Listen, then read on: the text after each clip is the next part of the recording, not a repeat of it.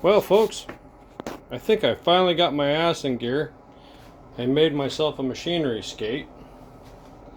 Um, I have theories, and I hope I'm right. So, obviously, it's all metal. There's no rubber. There's no bearings. But what I did is, you'll notice that little screw in there. That is so I can pump that full of grease. I've got a grease groove in there, and yeah, so we'll have some lubricity in the shaft, the axle. I machined a groove on either side to accommodate the notch in the channel iron. This helps locate it for welding. Now the groove was an afterthought, and if I'd have thought about it sooner, I would have made the notches accommodate the groove. But I made the notches to accommodate the outside diameter of the shaft. You live and learn. This one seems to be a little nicer. There's not as much play. This guy has a little bit of flop. So we're going to have to be very careful when we're welding that, or tacking it in, that it's square. Because otherwise, it's going to steer one way or another. And that'll be irritating and really frustrating when I'm trying to move this Jesus big heavy lathe and the heavy milling machine, the Induma. So I have priced these skates out. Yes, you can get them fairly inexpensively on Vivor or Temu, but where's the fun in that? Why buy stuff when you can make stuff? I think I've said that before on the channel. And it keeps me out of the wife's hair if I'm in the machine shop.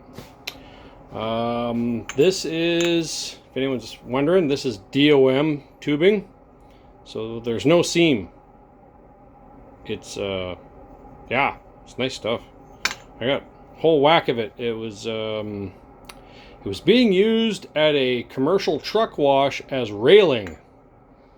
I don't know who spec'd that out, but man, they like spending their boss's money. Because that stuff's not cheap. So, yeah, when they scrapped the railings, they were cutting it, lobbing it up into like 10, 12, 15 foot lengths, 4 foot lengths. I grabbed a crap load of it, probably 40 or 50 feet of it. Because you never know when it comes in for handy for stuff like this. So, yeah, that's my plan. I've just got to drill and tap another grease hole into this guy, but it is currently 33 degrees inside my shop, and I do have an air conditioner, but it can't keep up. In fact, it generates more heat than it cancels out. So I'm gonna call it a day.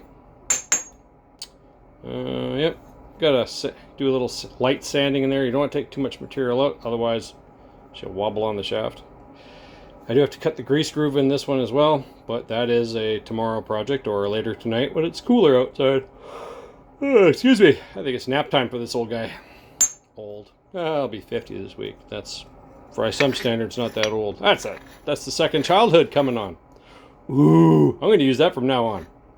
I'm not 50. I'm entering my second childhood. Oh, yeah, the better 3/4 is probably just going to shake her head at that one. But yeah, so this is my my start of a machinery skate. I do have some parts made for the other two. I'm going to make 3 because I figure this one could be the steering skate. So I got to figure out, obviously the post is going to go in there, the swivel bit. And then I got to figure out some kind of a clamping arrangement that can squeeze whatever we're trying to carry so it doesn't slip off. I think moving the lathe is going to be fairly straightforward. Maybe. The milling machine I'm more concerned about because it's so darn tall, right? It's top heavy.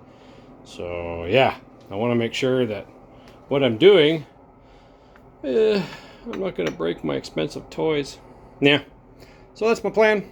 Thanks a lot. Yeah. Cheers.